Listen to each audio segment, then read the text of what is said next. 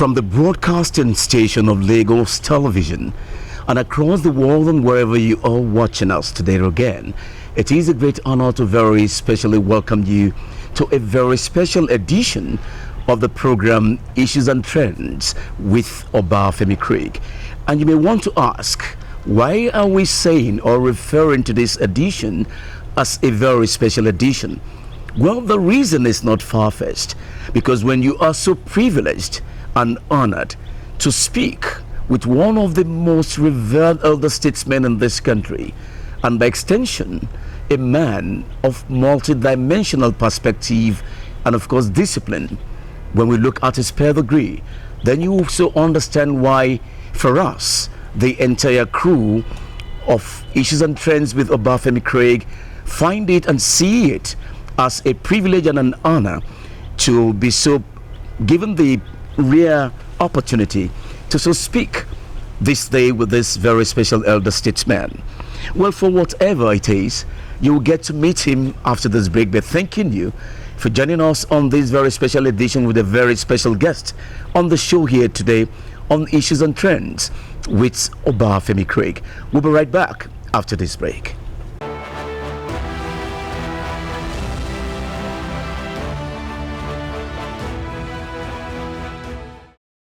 Welcome back and thanks for staying with us. Well, I was just giving you a preamble of the profiling of my guest on the program today. And if whatever word of the word you want to use, and so describing him as an iconic figure in the Nigerian state, an elder statesman in the Nigerian state, and of course an enigma of referencing when it comes to what he so symbolically represents, then you cannot in any way but agree that indeed his name alone is synonymous with that which the Bible said, "Seest thou a man so diligent in his work, who will not sit with low men, but with men of honor and integrity." So for him, his beginning is a story to tell. His involvement is another dimension of story that we must know. So for me, in a very simplistic format, my only way to let you understand this is just to give you a short explanation, or rather introductory note of him. Some have said that he is a developmental economist. Are they wrong to say that? That is one question at one side. And some said that he's an administrator by excellence. How do we also define that in this narrative? Is just another thing on its own. And some say that whether we like it or not, his name is synonymous as a philanthropist of reckoning and a man of great stride. And of course, others said about him that when you look at his activities and his committed role in service to humanity, they said that he's an entrepreneur with another how do they explain it, with another sense of reckoning in his profiling. And above it all, he's been referred to for his communal service to the community, for his dedication to the community, for the fundamental role he has played in Lagos State. They have referred to him as the Agbaki of Ireland. My dear viewers at home, I am proud that today we are having this privilege to speak with High Chief Tunde Fanimokun. Sir, with all due respect, sir, it is a great honor to be here to sit before you for this very special interview with you. Thank you for the honor, sir. You are most welcome. Thank you, sir. Well, let us start from the very beginning of the good news that came to the entire Lagosians and Nigerians at large, when it was reported that just on Friday last week, you were respectfully and nobly honored by the premier university in Nigeria, the University of Ibadan, with an award as an ambassador extraordinary to the university. If we may ask, how does this make you feel to be so honored with such an honor of honor while you are still very much here with us? Thank you very much. To be honest with you, I was elated and excited. You were elated and you were excited. I was elated and never expected the honor given to me. They also added, henceforth I should be addressed as His Excellency. Henceforth you should be addressed as His Excellency. Thirdly, they mentioned that in the history of UI, which is 76-year-old, I happen to be the single largest benefactor of the university. The single largest benefactor of the university in its 80 years plus of existence. 77 years of existence. I feel really excited. And they honored me with all sorts of pictures. One of them with that one. They put in front of me my picture and my role model, my godfather, Jack Ondi to the right, Folawiyo to the left, and I said you should add two more. Mobolaji Johnson, who selected me among the foundation graduates to establish Lagos State. He selected you among the foundation graduates to establish Lagos State. And he gave us the instruction, Lagos State must be great. Lagos State must be great. Lagos State must excel. Lagos State must be great. All the things he said that one has become the reality today. But when Lagos State was created, Mobolaji Johnson was given nothing more than 10 million naira to start the state. He relied on those of us, the pioneers, to source for new revenue, to develop and to cost long story short. As of today, it's a joy that Lagos State is the smallest in size, is the biggest in population, is the largest economy, is the most prosperous, and when you look back to Mobolaji Johnson's days, I think he must be happy in his sleep that he has achieved what he set out to be. For the vision of Lagos. For the vision of Lagos. And for those of us who form part of the foundation, is for everlasting happiness. For those of you who form part of the foundation, is everlasting happiness, joy to you. We are coming to that because some said to us that you are the architect of modern Lagos today.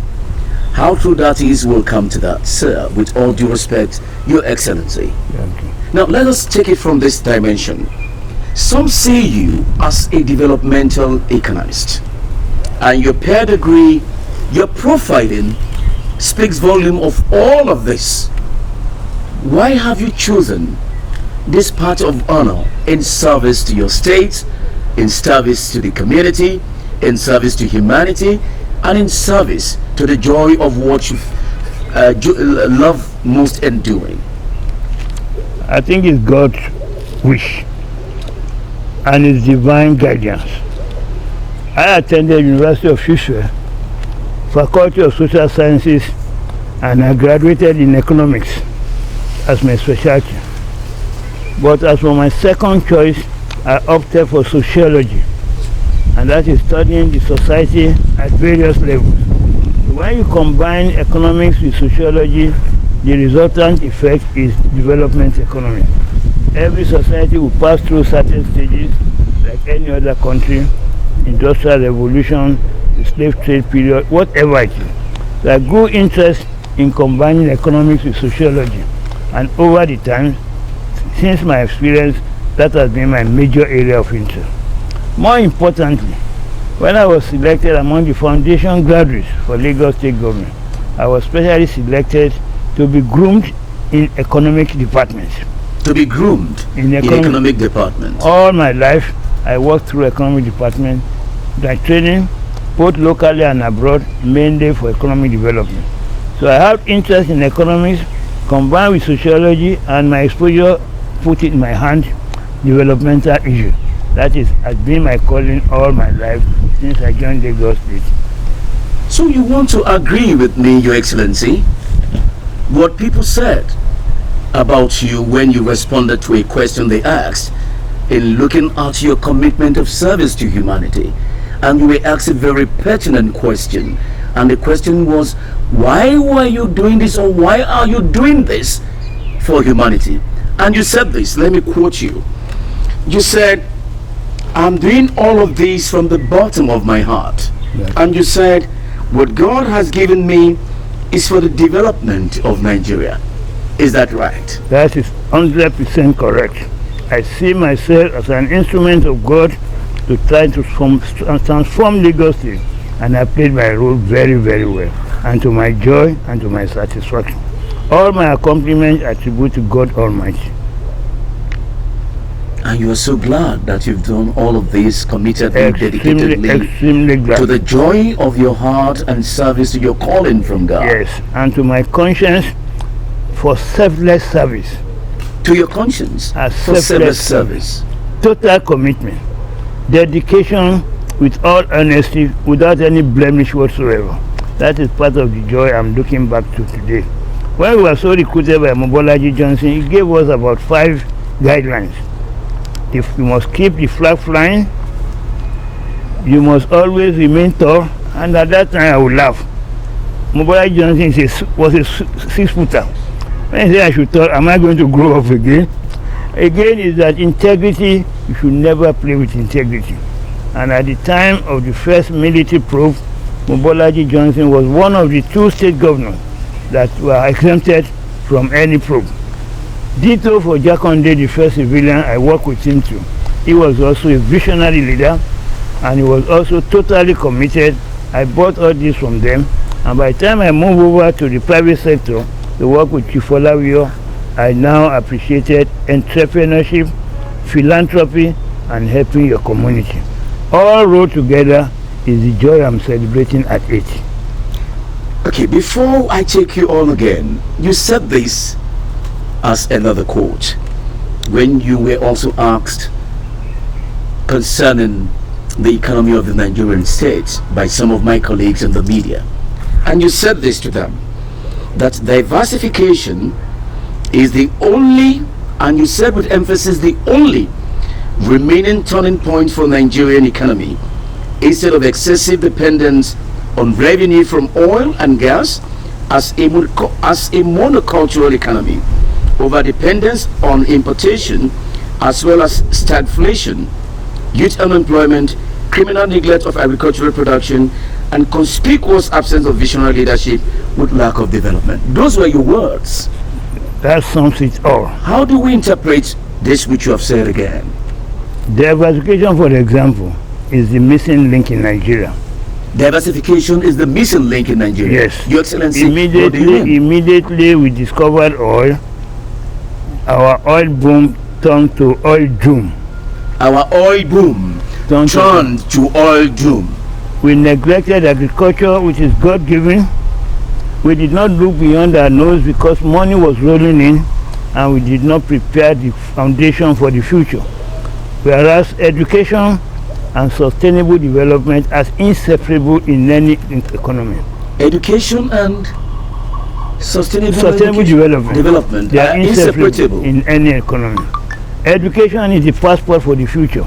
So any country that neglects agriculture, that did not prepare its young ones for the future, that did not nurture them, did not provide entrepreneurship, we are creating a lot of problems. So much dependence on importation and so much over-reliance on oil boom that has turned oil boom. So that summary captures it all. If you had done it the way it should have been done, development-wise, we will not be where we are today. Nigeria is naturally blessed country. So blessed that some people envy us. I remember a quotation attributed to Aliko Dangote. He said, the greatest secret of the world is Nigeria. The greatest secret of the world is Nigeria. Quoting Aliko Dangote. And he was using himself as an example. How he started with 500,000 loan from his uncle, bringing goods in the boot of his car to Lagos, and see what it is today. The richest man in Africa. There is hardly anything he touched that has not become successful, whether in oil, whether in gas, whether in sugar, whatever. So the opportunities in Nigeria are so vast that you can become whatever you want, given the right atmosphere, the right environment, and the right encouragement by government. So what is lacking is that leadership pattern and orientation to help the young ones. Well, you said something here, sir. I am so deeply touched. Talk about leadership failure. Yes. Aside the fact that you have affirmed the fact that if Aliko Dangote can attest and can be a reference to the greatest secret of the world today is Nigeria, means that Nigeria is blessed. Yes. That is by extension of what you are saying. Naturally. But before I ask you that, do you still believe in the Nigerian dream? Do you still believe in Nigeria as an entity that will still overcome its challenges of today? 100% I believe Nigeria will survive. 100% I believe it's God's destiny that Nigeria should survive. 100% I believe Nigeria is a natural leader of Africa. 100% I believe absence of leadership.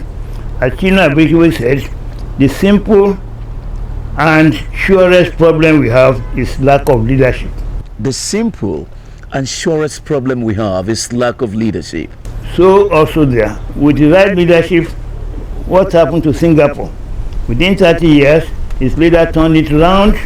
It's now the corruption-free country. It's now one of the first world countries. It's now up there, all because of leadership. So with the right leadership, Nigeria could become, and it's not an impossible task, given the right atmosphere. Now, for leadership, what would you say about leadership in this country?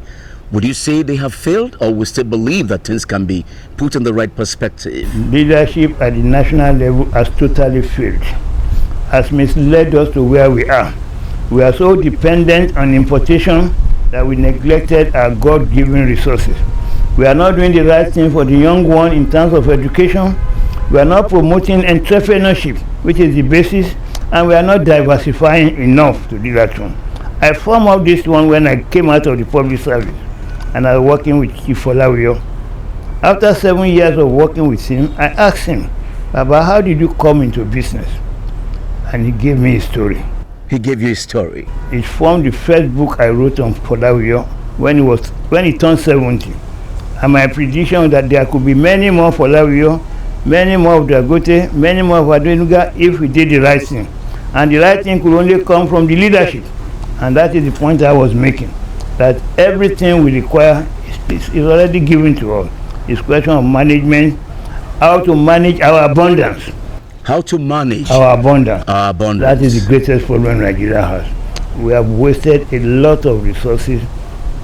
Issues that should not be entertained, and one of them is corruption. But I don't want to. Well, I'm coming to that. There is no way I will not infer that reference, sir, because part of your pedigree and integrity, your capability as a renowned elder statesman today, is your untainted, unblemished record that you have left for humanity on the footprints of time to really see as a reference in today. Thank you. But let us start, if we must go into that. Before we go into that again, I want to divert a little. You are quoted, and I'm quoting you, sir, again, Your Excellency, that you are a strong believer in entrepreneurship. Why have you so stated that? Or why did you so state that with affirmative statement of conviction? 3 principal reasons. 3 principal reasons. Number 1, I discovered much later that Jakonde engaged in entrepreneurial ventures even as a public officer. First one was what I learned later, that Jakonde, my boss, my role model, engaged in entrepreneurial ventures even in government service. By examples of what he did, entrepreneurship means nothing than innovation. Entrepreneurship means nothing other than innovation. Creativity inclusive? Creativity, making things happen, irrespective of resources that you have. You may not have the money, but you have the talent and the will and the environment, you get to where you are going. So entrepreneurship was made a living subject when I worked with Jakonde. When I moved over, I left government on a Friday, and Cheif engaged me to work in his company the following Saturday. I worked for Folawiyo now for 40 years. For 40 good years? By last year, it was exactly 40 years. What I learned from Folawiyo was entrepreneurship. After working with him for 7 years, I said, Baba, how did you come into this venture? And he gave me his life story. It formed the first book I wrote on Folawiyo when he turned 70, that many more Folawiyo could be produced. While in government too, I had an encounter with some budding entrepreneurs. One of them is Mike Adenuga. Mike Adenuga walked into my office, unknown to me. I was meeting him for the first time, and by the time he finished his dream for Nigeria, I discovered this would be a potential job creator for Nigeria. Are you disappointed today about him? Not at all. I welcome his idea. He was not looking for land to build houses. He said he wanted a place to make his business empire. And that is what we have now along Adeola Odeku. I offered him that land. Jakonde approved it and we processed it for him. And from that beginning, when I hear about Mike Adenuga, I feel happy that I was instrumental to helping me achieve his dream. So those are the type of encouragement that gave me that the dream of Nigeria will come true if we encourage entrepreneurship. The dream of Nigeria will come true if we encourage entrepreneurship. Encourage in all senses, including providing resources, access for the young one, giving them opportunities, giving them technology. That is the basis of our development. Your Excellency, you are still looking young, energetic and active. Even at 80, you're not looking it. Even your interfacing with me is even a surprise at the way you articulating your mental intelligent quotient is surprising to me. Sound and strong. And the question will be, you are still alive and your dream is to leave a legacy that will forever not be forgotten.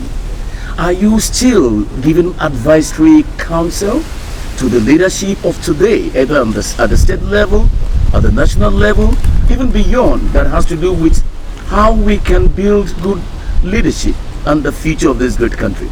Judging by all you are saying today, because I can see you are pained, you are not happy that things are not going the way they should, like you had wished. I strongly believe with right leadership we'll get to where we are going. A good example, when I started my birthday, the first educational institution I gave benefaction to was Yaba College of Technology. Today, to hear that Yaba College has been turned into a university status is a joy to me. It was a molding ground. It molded many people. It provided, and for 78 years it has done so. So now that it's a university, that is a turning point for that type of institution. The same thing with the number of universities that we have. It's not the number per se, but entrepreneurship now is a compulsory subject in every institution of learning today in Nigeria. It has gone so far that now we're encouraging the small SME enterprises. Give them access, give them the knowledge, and what is NITA is doing is to encourage technology. So given all this, I think the turning point of Nigeria will come through entrepreneurship, through leadership, through opportunities and challenges and innovation. Well, sir, let me now bring you back home. You have been described by so many as not only a super, or so to speak, a seasoned administrator, but they added that you are a super administrator par excellence, looking at your profiling of activities, of what you have done dedicatedly, transparently, honestly, in service to the good people of the state when you were in service. And I recall you did say from the findings we made that you were privileged to have met the man you love so much today, your mentor, the former first civilian governor of Lagos State. May God grant him eternal rest. Amen. Alhaji Lateef Kaode Jakande at the house of Professor Akin Wabogunje in Ibadan. And you said you were surprised after that meeting that he challenged you. He said to you that he gave you the offer to suggest his suggestions that will develop and open up Lagos for business. And when he became the governor-elect and elected at the 1979 election as the governor of the state, you were surprised that he called on you and appointed you as permanent secretary, economic development under the office of the governor. You said it was a surprise. Why was it a surprise? It was a surprise in the sense that I was not part and parcel of the campaign team. I went to Ibadan purely on official assignment. I was the house of Professor Mabugunje, and he just introduced me casually. That's a young man heading planning in Lagos State. I was relatively young, but as I said, I was specially recruited with my background in economics, with sociology, and I was groomed in the area of development economy. So when I had the opportunity of meeting Jakonde, he asked a simple question: what do you think about the future of Lagos State? I just returned from abroad where I studied economic planning as in-service training, and I was full of ideas. So I started rolling up the ideas to him, one after the other. Take for example, I said confidently that between Victoria Island and Badagry Beach, you have 180 kilometers. 180 kilometers of beach is a potential for tourism. Absolutely. And I said by the time Lagos State was ripe enough to develop the tourism potential, it will be more than Miami Beach.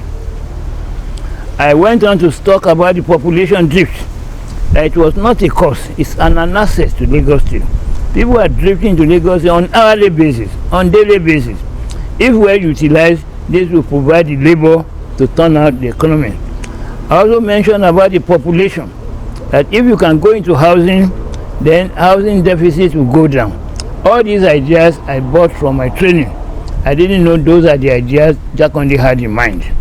It was after a discussion that he mentioned to my host, Professor Babatunde. He said that's going to be my right-hand man when I get into government. I didn't know he was coming in, and I did not know it.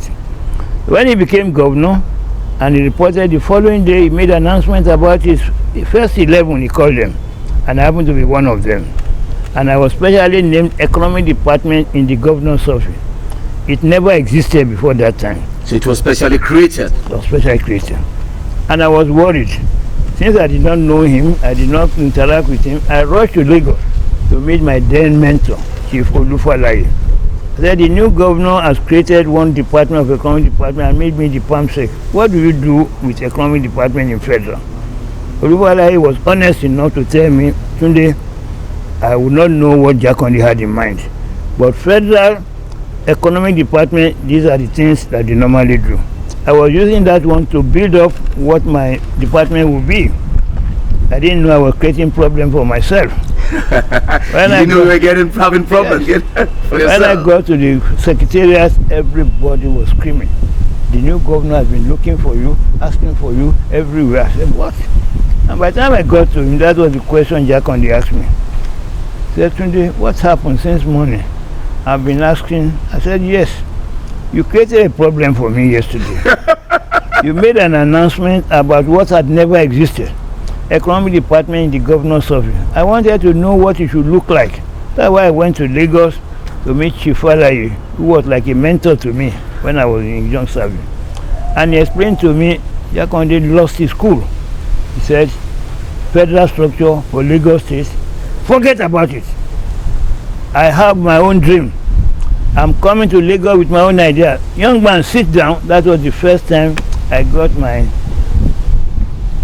working chart from Jakonde. He enumerated all the things I would do. The starting point was that Lagos ended at 1004 as at that time.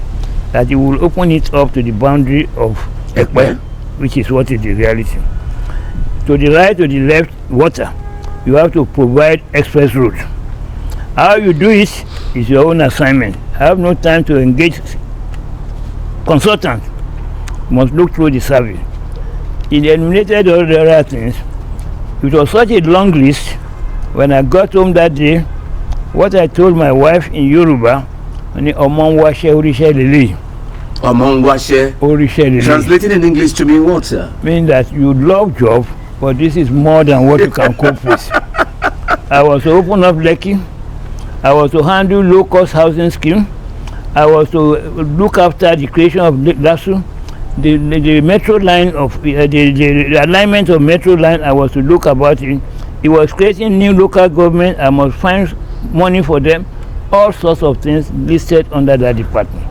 And when I got home, I told my wife in Yoruba, this one not trouble. More so that the governor said he would not have time to engage any consultant. Look within the service of people who will help you. And that made me to step on the toes of my colleagues. To open land from here to Lekki, I will need a surveyor. So I will look at the Ministry of Works, identify a relatively young surveyor. I will tell Jack Conde, that's my target. Jack Conde will write the following day, post so and so to Economic Department, report to Tunde Fanimokun. To do that one, I will need an engineer to supervise the sand filling. I would also point out something. That was how I was getting my staff here and there. Naturally, all my colleagues did not take kindly to it. And they started me some of the names you are calling me. Super Pamsec, the deputy governor, this other thing. So it got to a state that the head of service, the late Dr. Femi Louis, called a meeting. He said, Tunde, everybody is complaining about you. You go in for accountant here. What is happening? You are building an empire for yourself in the governor's office. I said yes. And I listened to them. They were very honest with me. Some of those who brought me up in the service, and they said, so Tunde, we know you are on a special assignment in the governor's office, but it's not morally right for you to come to my department and pick some of my brightest officers. What will I say? I'm very sorry, sir. The people I got an accountant from, engineer from, surveyor, I apologized to them and I gave them my reason. By the time I enumerated my assignments, they could not believe that I was facing that type of challenge. They didn't believe you. They did not believe me. I mean, they did not see what you were seeing. Yes, and they did not realize. I just thought I was picking, creating an empire for myself. They didn't know the magnitude of the assignment.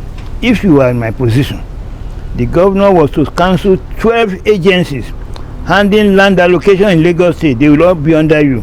How you manage it is with them. You are open to open up Lekki Peninsula 90 kilometers. How do I open Lekki Peninsula without a surveyor? How do I do the roads without an engineer? That is why I was getting the people here. By the time I finished my narration, they pledged to me, we will even give you more than you require. They gave their commitment and pledge. And that was what made my work successful. They realized the volume, they realized the enormity, they realized the man there was not ready to spend money, and they were ready to help me. For the first time of Jakonde, they all helped me so much, I made a success of my assignment. The second time of Jakonde, he changed all the permanent secretaries except myself. He now moved my ministry, my department from the economic department to a full-fledged ministry of land matters. Anything on land matters will pass through my office. And I had no commissioner. I was reporting directly to the governor. 2 other departments, ministries are reporting through me. So the term of super farms came naturally. You had no commissioner. 2 other permanent enormity of the task ahead of you. But fortunately, I was able, with God's guidance and with support of my colleagues, to make a success of it. And that's what I'm celebrating. I was given enormous responsibility, which God willing, I was able to carry out. I'm moving to the private sector. Chief Olawiyo again gave me a very big assignment, which God willing, I've been able to nurture. So the tag, the name Super Pamsec, keyed in because of this extra super responsibility given to you by Mr. Governor at the time. To even add more to it, his deputy governor of blessed memory, Alhaji Jafuju, told me to my face that ESCO members call you deputy governor because Jakonde will not do anything without involving you, and that if he became governor, I will also retain you because I know what it means to that one.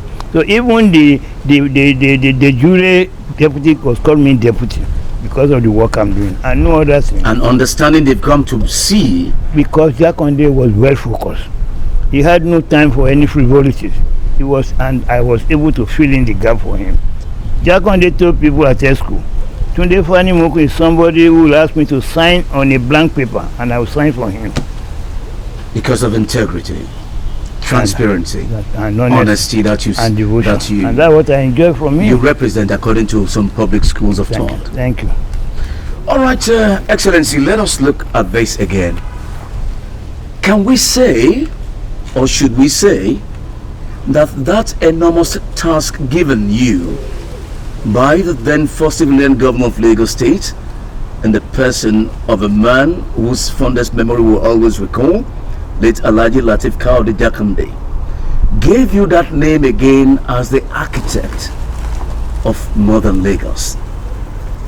That is another thing from another perspective of the school of thought that we have researched, and they confirm that it is not out of place to say that you are the architect of modern Lagos. When they saw the beauty of what is being celebrated today in Lekki, Ajah, and all of that development, are we right to say that? No, it will be an exaggeration. I was part and parcel of the architecture. You were part and parcel of the architecture.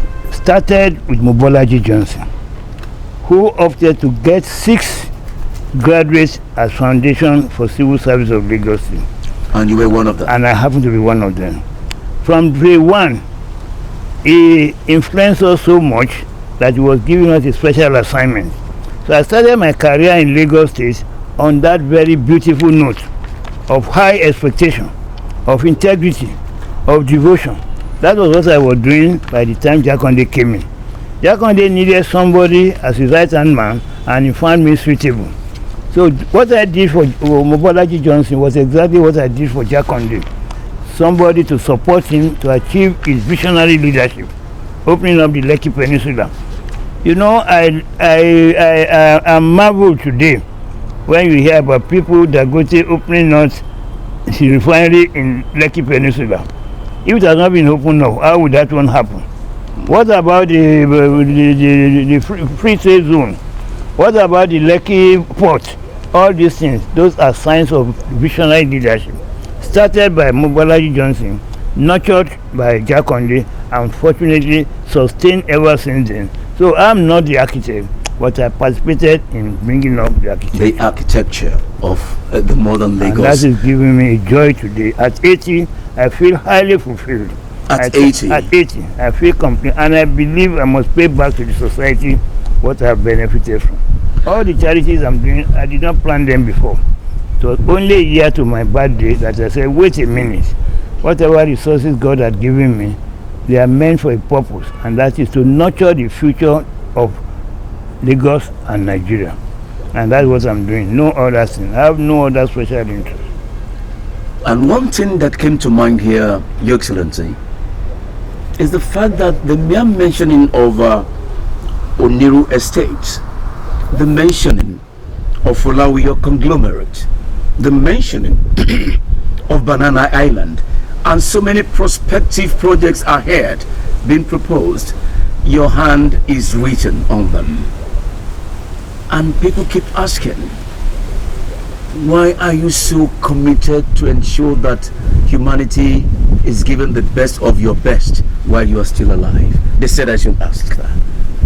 It's a good question, because every success is a challenge for greater success. Every success is a challenge for greater success.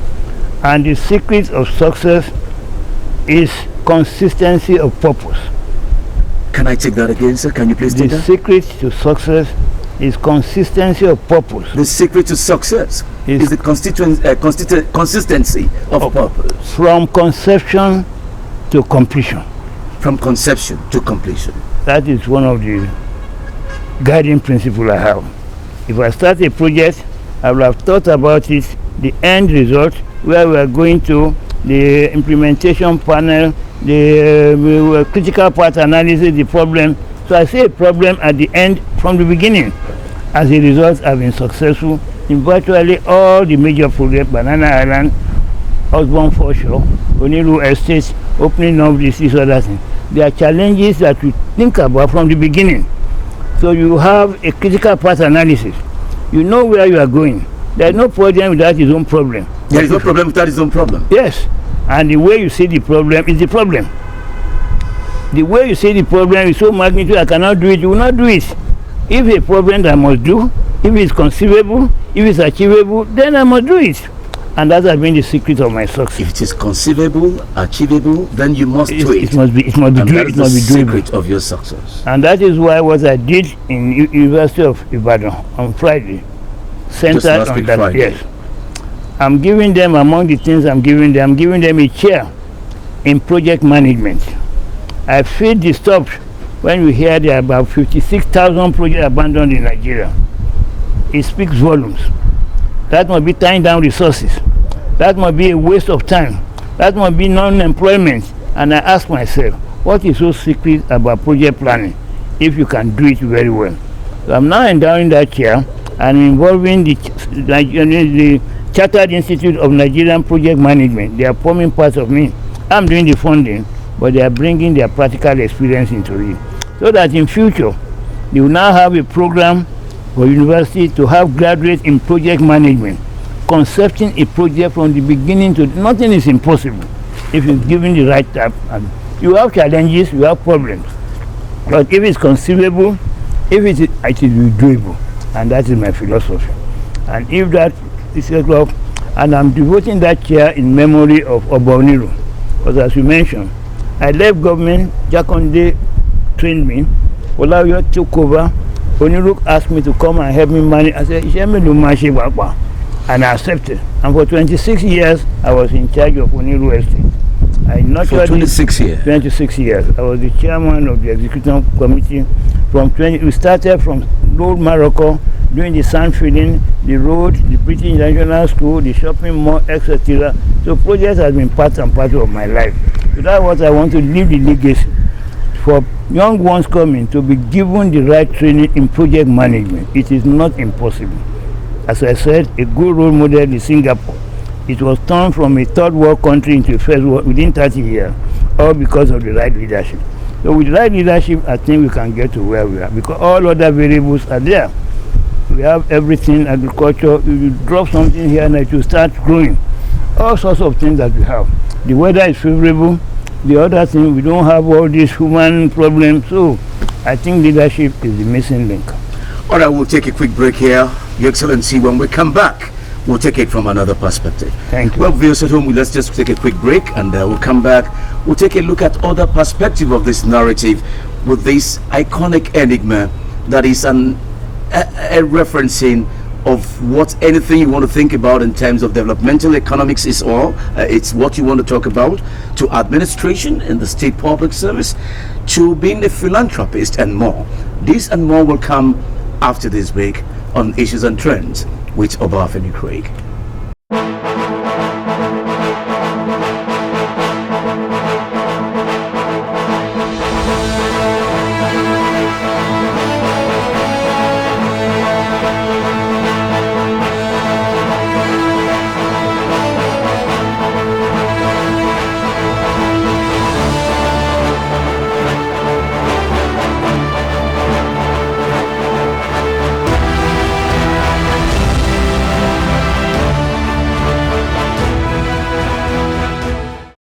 It's good to have you back. We're still talking about a very special guest on a very special edition of the program Issues and Trends with Obafemi Craig from the broadcasting station of Lagos Television and across the world wherever you are watching us. We want to thank you for this time out with you as we are talking about a man of great strides, a man of great giant strides, so to speak, a man of great reckoning with outstanding reputation and integrity of honor. They call him a developmental economist, and that makes me happy. And some said he's a super bureaucrat administrator par excellence. And I said, wow. And others said, well, what else if not say again that he's a philanthropist by every reckoning of the word. Aside being an entrepreneur and a man who said, quoting him, I am a strong believer in entrepreneurship, to him being a community leader, a father of the state, the Agbaki of Irulan. My guest is no less a person but Chief Tunde, His Excellency, Chief Tunde Fanimokun. Sir, again, is a great honor. Thank you very much. Now let's take a perspective of a new narrative here. You have been doing so much to institutions across the state, even beyond Lagos State at the national level. Yaba Tech is one of such that you've done a lot about, committing so much into it to give it a place of reckoning. Again, your name is also mentioned at the Lagos State University, where the Vice Chancellor, Professor Ibiyemi Olatunji Bello, MNI, MPOM, You know, on the sideline of a 3-day national conference, I had to welcome you, you know, to the university, where, of course, to the glory of God, you also surprise the university institution, and you were welcomed, and you also served in very how do I best put it, you know, but the point simply here is you gave a commitment, in yet another commitment of your philanthropic gesture and nature to that great university. And it is on record that your coming was the beginning of another new dawn, a new horizon for Lagos State University. How does this make you feel, sir, with all due respect to you, Your Excellency? Number one, as I said, my 80th birthday was planned to launch my foundation. I formed my foundation 12 years before, and I made up my mind that the gift of Almighty God, my aptitude, my skill and knowledge, I would devote into improving the society. So turning 80 last year was the takeoff of my foundation. And I started by saying that I'm going to do endowment for nothing less than 15 educational institutions. 2 of them on education on scholarship basis, and 13 of them individual universities. Those that you mentioned, they are just part of it. We also have the Summit University, which I'm doing on the 1st of March at Alhaji Fanimokun's place. I'm endowing 2 chairs, one for Alhaji Okunu, one for Folawiyo, for Summit University. I've done Yaba, I've done Lagos University, I've done Ibadan. All others are listed, including the Crescent University in Abeokuta. So what I'm doing is a mission that I planned 12 years before I turned 80. That you planned 12 years before you turned 80? I formed my foundation in 2012. And my objective was that the good talent and training that I've got, I want to use in making money for a foundation that will carry out my mission for me. And that's precisely what I'm doing. So a year before then, I formed a committee headed by Professor Badamosi. I said, by the time I'm 80, I want to give back to the society the reward of my integrity, of my work and everything. And we planned it. But we are working on a very modest scale. But as God will have it, a year to now, I was richly blessed by the Almighty God. Unbelievable source of wealth that I could never ever use fruitfully on my own. So I thought that what is it? It's an assignment to me from God that I use the money. So the money I'm using is only 1/2 of what I'm getting from one island, and I'm making 3 islands. I call my children, I won't leave this thing for you, I will spoil you. Don't become the Rockefeller family that they go into all sorts of things because the money is there. No, I'll give you what will make you happy, but the rest is to the society. So what I'm doing is in line with my vision. And my foundation, I named it DSC Foundation. DSE Foundation, Divine Stock Exchange. Wow. That is the concept. Divine Stock Exchange. CSC will not register it for me. I said that's what I wanted. They started playing with the word divine, environmental, Nayowala. My concept is Divine Stock Exchange. And that means the money I'm using is divine blessing.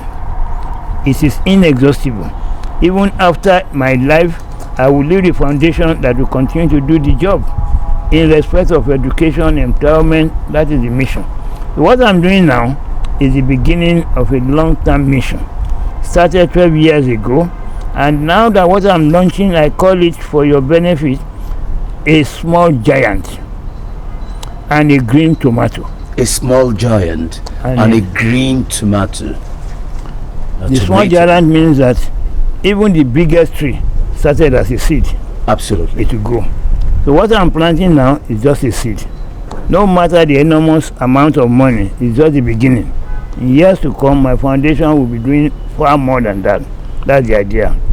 The green tomato, in the sense of management balance, green tomato is normally eaten except for some special dishes. Delicacies.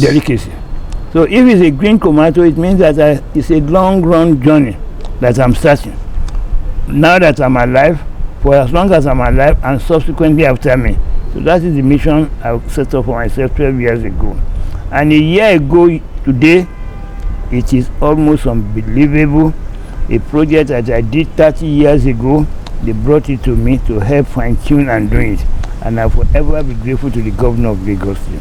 By the time I made the presentation to him and he saw the vision and mission, he gave me his blessing. So the resources I'm using is not from my pocket. It's not that I've studied somewhere. It's not back on it, it is just coming. And it's coming in unbelievable amount of wealth that will be there. So the total I'm giving out, if you can put it off record, is 30 donations in all, 35. And I'm giving out 45 billion naira of my own money. It's not anything, it's not secret money, I'm not involved in so, but I'm rounding it up on the 12th of April. That is when you are going to play second role. The one you are doing now for my family, they are going to pick your bill. The one for that day is my own. Then you are going to join the others to make it a permanent something and know that the foundation has come to stay. And that is what I'm doing. And we can only say, may the good Lord bless you. Amen. And keep you long enough. Thank you. Touch and impact more lives. Thank you. Than pending when God will say it's time to come home and rest. Thank you very much. Now, we will not end here, Your Excellency. Like I said, a research was well researched. This 1 hour will not be enough to speak with you, even though we have our challenges. But let's still take one more. We may come back to complete the rest. Okay. Because this is not the time here is not enough for us. But today, to the glory of God, you have been respectfully respected and honored with the title of the Agbaki of Iruland. Appreciated, valuing your communal service to the entirety of the community of this kingdom, and your name resonates with the entirety of this kingdom. In all of it, as a community leader, by virtue of who you are again in all the perspective of reckoning, how is it like and what has it been like serving this community you belong to? Number one, I'm a highly reserved person. Highly reserved in the sense that I'm not the outward type. Secondly, as a civil servant most of the years, a senior civil servant was meant to be seen and not to be heard. So whatever you have, but now that I'm out of civil service, now that I'm an octogenarian, I want to pay back to the society some of the benefits I've acquired. I acquired them very, very silently, and they all form part and parcel. Number one, sense of satisfaction. Inward satisfaction. Sense of satisfaction. Yes, inward satisfaction. Inward satisfaction. You will not envy what does not belong to you. You are to do your service without expecting any reward. Selfless service is the strongest bond within me and Yakondi. Philanthropy is the strongest bond with me and Folawio, and entrepreneurship run across the two of them, plus Oboniru. These are some of the things that come together to make me what I am today. Well, viewers at home, it is on this note we want to very specially thank you for being part of this first interactive session with very distinguished, eminent, enigmatic, iconic elder statesmen of today by every context of the world.